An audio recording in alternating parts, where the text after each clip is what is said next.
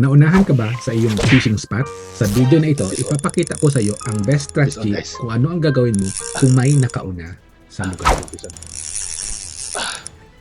Ang daming anglers ngayon, puno yung Yagut si Pasmart. Pagpunta sa tulay, puno din yung tulay. Kaya dito tayo sa oval na lang. Kaya try natin na makahuling ngayon ng sipas. Let's go. Dito tayo magsimula sa gabuts. Dito tayo guys. Dito tayo sa guys. Vibration. Hindi pa tayo guys. Wala. Hindi magandang lugar. Dito tayo sa ating guys. Sa lugar natin.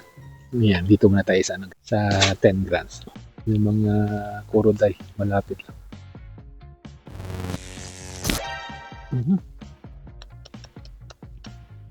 Nabangga tayo. Hindi na nakuha. Hindi nakuha guys kasi yan, nahila yung... Yan, dito muna tayo sa Iser. Yan, dito muna tayo sa Naraji. 1 hour later. Nakakuha na naman sila guys. Ito yung nakuha nila Paki. Nabuwi na sila guys. Mabuti naman kasi makapwesto tayo sa ating position talaga. Okay. Natama tayo guys. Dito tayo sa Minyat guys. Minyat na vibration.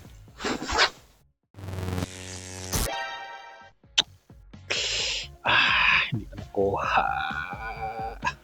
Kaya yun, hindi ko na-hookset.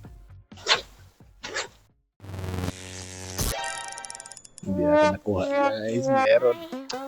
Ito nasabit. Kaya karap pa. Dito tayo sa rolling bait guys. Much later. Dito naman tayo ngayon sa sa Yagot si right side. Dito na sa pwesto ko. So dito muna tayo kasi sa kabila sa lugar ni Ujisang, ni Lolo, may dalawang angler kanina. Nakakuha sila ng isda. So, dito tayo sa ating pwesto kasi hindi ito nagalaw. Kasi doon talaga sila sa pwesto. Dito muna tayo sa jigworm. Mababaw, masyado.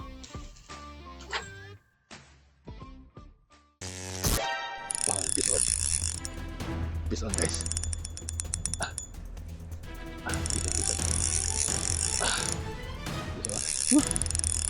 Thank you.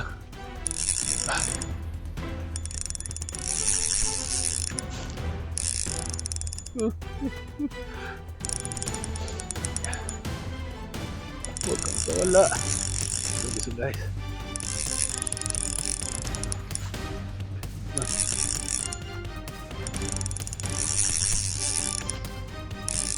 Yeah. Yes. Yan, kinagat niya talaga. Kinain niya talaga.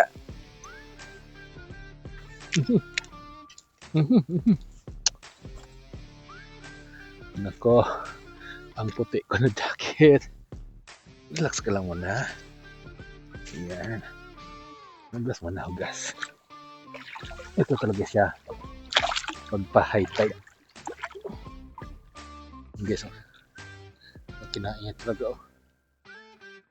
Yes. Ating kuha guys. Kuruday. Kuha sa worm kajiki. Kajiki na 10 grams. Blue.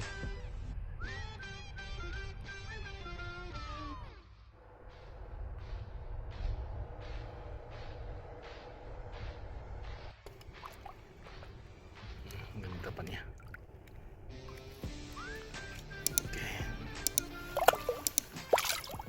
Dito ulit tayo sa ating hit lure guys. Kajiki na 10 grams. Nag-cast ako dito sa building number 4. So nandyan yung kuroday naghihintay.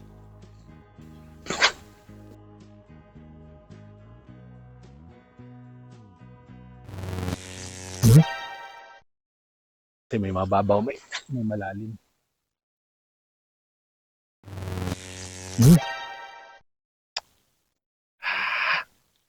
Pero nabangga lang yun.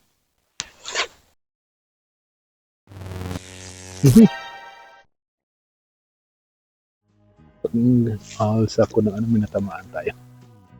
Ayan, dito tayo sa Naraji. Ngayon, balik tayo sa ating hit lure, Kajiki na 10 grams. So dito ulit tayo sa Yagut si Pasmart sa right side. Check ulit natin kung makahuli pa tayo ng kuroday. So kanina nakahuli tayo ng 43 centimeters na kuroday. So ngayon ay ano na. Ayun!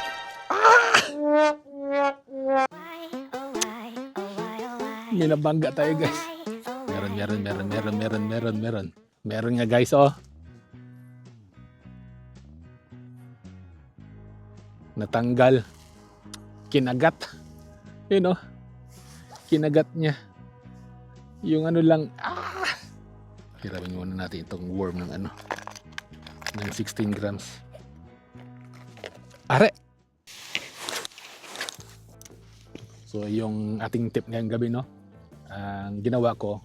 Kanina nandito sa lugar na ito. May dalawang angler. Tapos sa left side, merong isang angler kaya hindi ako nakapasok. Ngayon, pagbalik ko dito, nandito pa rin yung dalawang angler dito sa right side. Tapos ako naman sa left side. So, nakakuha sila. Nakakuha sila ng isda. Ngayon, ako sa left side, wala. So, ang ginawa ko, at ito yung tip natin ngayong gabi. Nung umalis sila, hindi ko muna ginalaw itong right side. Talagang hinayaan ko lang muna. Nasa left side ako at center ako nagkakast. Sinayaan ko muna itong right side. So pinahinga ko siya muna. So yun no, isang technique yun. Halimbawa, paano pag may nakaunang angler doon sa spot mo? Kung wala kang ibang malipatan na spot, pwede mong hintayin sila na umalis. And then, papahingahin mo lang yung spot kahit na 15 minutes bago ka mag-fish. So, pwede yun. Nakakuha sila dito ng isda. Ako nakakuha din. Kasi ang ginawa ko, at ito yung tip natin ay pinapahinga ko yung spot bago ko inatake uli. And then, nung nagpahinga na siya, so, ang ginamit ko itong worm. Hindi mo na ako nagamit ng vibration kasi ano yun, maingay yung vibration, aware ulit yung mga isda, magiging alert. So, kaya pangalawang cast ko dito, nakuha ko yung 43 centimeters na kuroday. At meron din siya na kanina dyan. Oh, hindi lang natin nakuha. Kinain yung ating lure. So try pa natin. Baka mayroon pa.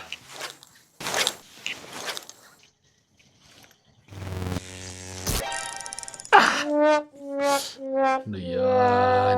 Balikan natin guys. Ano kaya yun? Dito tayo sa Naraji. Mag-lift and pull tayo.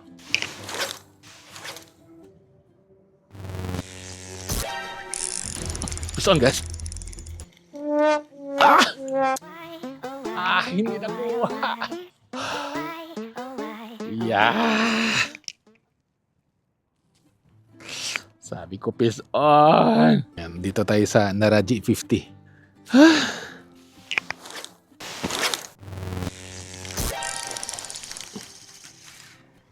Ano yun? May nabangga tayo sa gumanan yung lure. Umikot. Yan. Dito tayo sa 16 grams.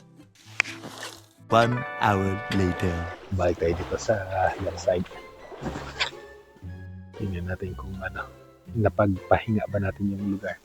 Napagpahinga natin yung lugar pero kung may pumasok bang isda.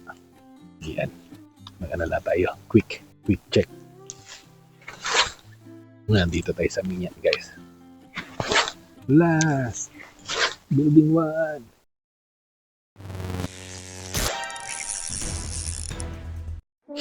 Yan, yan. Isa na lang guys kasi sabi ko last. Check natin kung ano yan. Okay. Tuloy pa rin ang ating pag-aaral ng iba't ibang mga teknik para mahuli natin yung mamaw na seabass. Kaya kung gusto mong sundan ang ating adventure sa paghuli sa mailat na rancor seabass dito sa Tokyo, Japan, mag-subscribe lang sa ating YouTube channel. At of course, para sa iba't ibang mga tips, panoorin mo ang video na ito. Hanggang sa muli, ito si Erwin sa Fishing Sigbin. Magkita-kita tayo sa ating